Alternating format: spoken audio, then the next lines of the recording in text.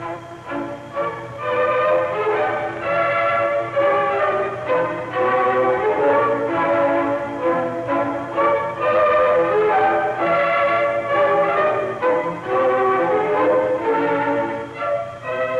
is the story of the Red Shoes.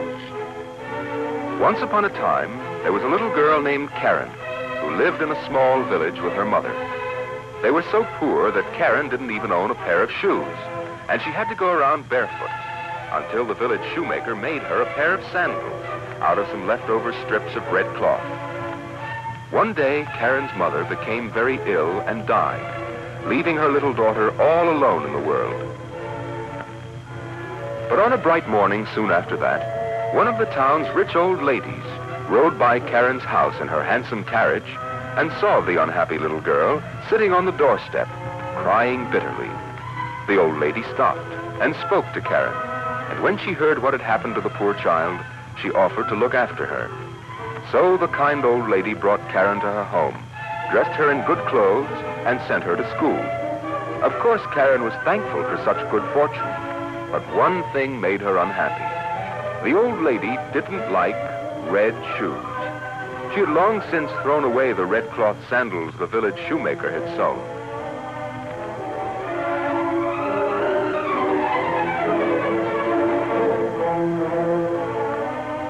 Sometime later, the princess was taking a journey through the country.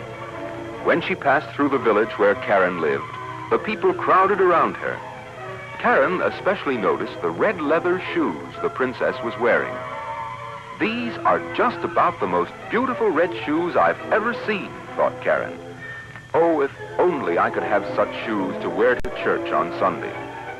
Now, Karen longed so much for red shoes that when the old lady, whose eyesight was very bad, took her to buy new shoes, Karen chose a shining pair of red ones, very much like the princess's, and told the old lady they were black.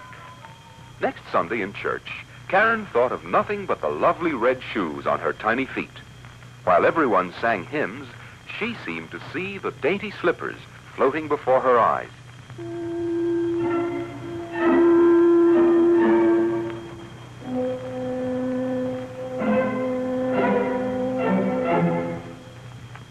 One day, Karen was invited to a grand ball in the town. She knew very well it was unwise to go to the ball, since the old lady, who had been so kind, was very ill and needed the little girl to help nurse her back to health. But Karen couldn't resist the chance to wear her beautiful red shoes. So she went to the ball, and when she began to dance, everyone said, "What pretty dancing shoes!" Then a strange thing happened.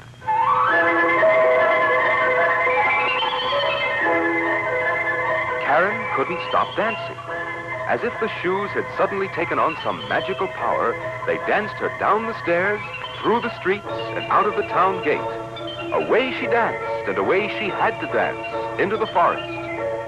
Little Karen was terribly frightened and tried to throw off the red shoes, but they stuck fast to her feet. Over the fields and meadows, all through the night she danced, until she came into a churchyard. There stood an angel with long white robes. "You shall dance in your red shoes till you are pale and cold." But Karen couldn't stand still long enough to hear the rest of the angel's words, for away the poor little girl danced over the roadways, back into the woods. There she spied a small hut among the huge trees. Luckily, her magic red shoes danced her up to the door. She knocked on it. A tall, smiling woodsman opened it, and Karen, unable to move anymore, fell on the ground. The woodsman carried her inside and put her on a cot. Karen looked down at her feet, which had swelled to 5 times their size and seemed to be getting bigger and bigger.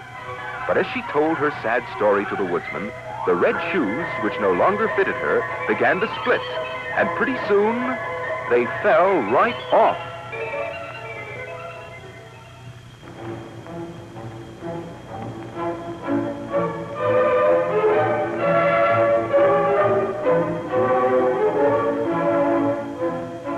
After Karen rested a while, the woodsman put her in his cart and took her back to the old lady's house.